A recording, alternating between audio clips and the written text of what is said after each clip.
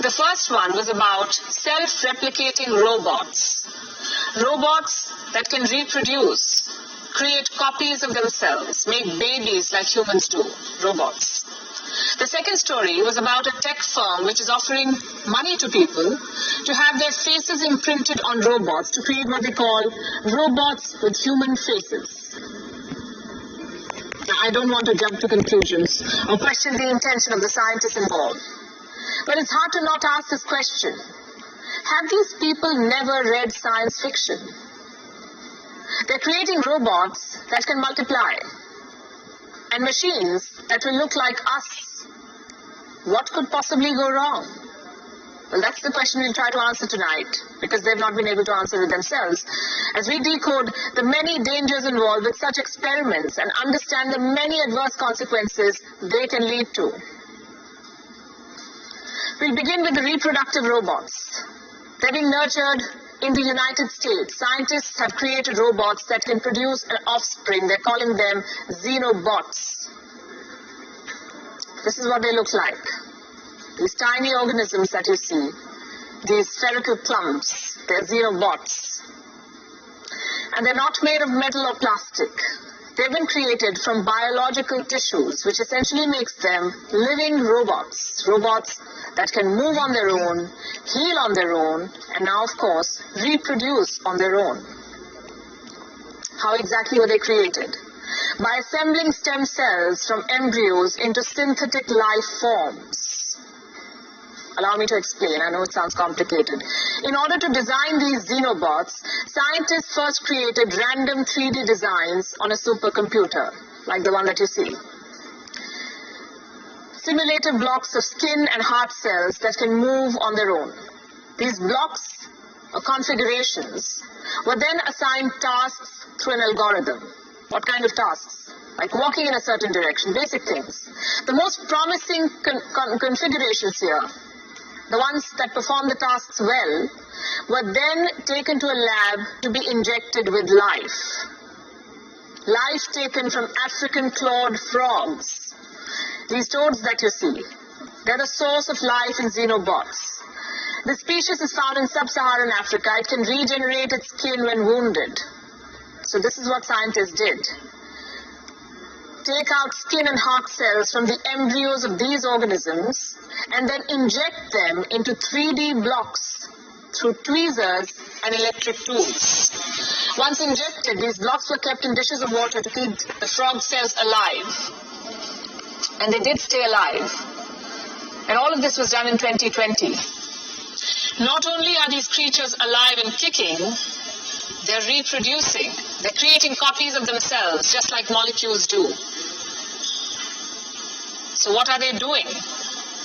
First, they release loose cells, then they smush them into clusters, swash them with water, and if the cluster is large enough, within a few days it takes a new life. It evolves into a child xenobot. Does sound like a fun experiment, but the question is, what's the point of it? What are these xenobots for? What are they going to do? Here's a human question for these living robots. What is their purpose? The scientists are yet to decide.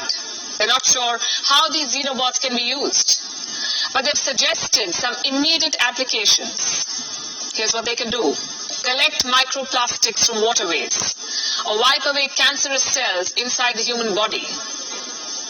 And these are all suggestions. Suffice to say, the scientists themselves do not know at this point. Now consider this.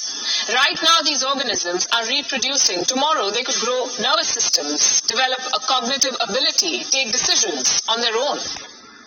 And if you've seen science fiction films, you'd probably know how this ends. Not well. We're creating independent life from animal tissue. Microscopic robots that can reproduce. Forget about them going rogue or evolving into something dangerous. Just imagine what happens if they end up in the wrong hands. And I'll tell you why I'm asking this question. Because this experiment, the one that I just told you about, was partially funded by the Defense Advanced Research Project Agency. It's a federal American agency that oversees technological innovation for military use. Need I explain further?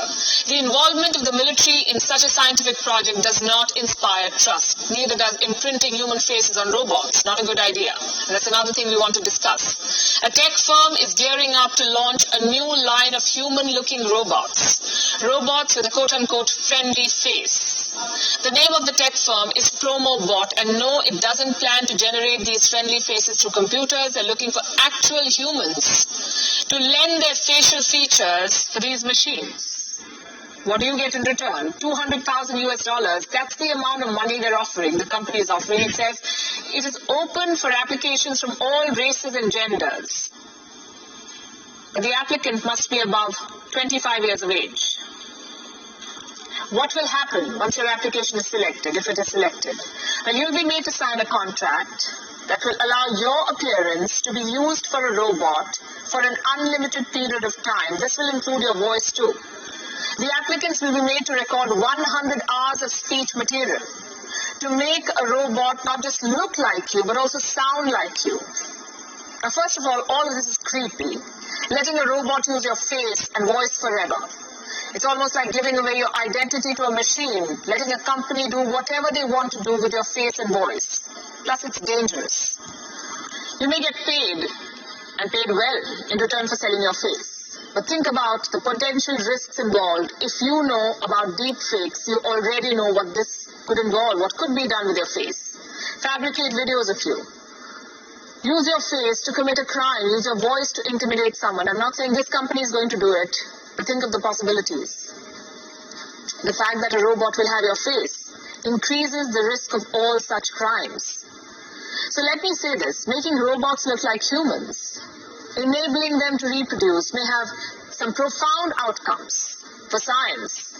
It could even benefit mankind, but there's a bigger chance of it spelling doom. If the last 2 years have taught us something, it is this. Science is not always revolutionary. It can also be devastating. If one virus can threaten human existence, reproductive robots in the hands of militaries can do much worse.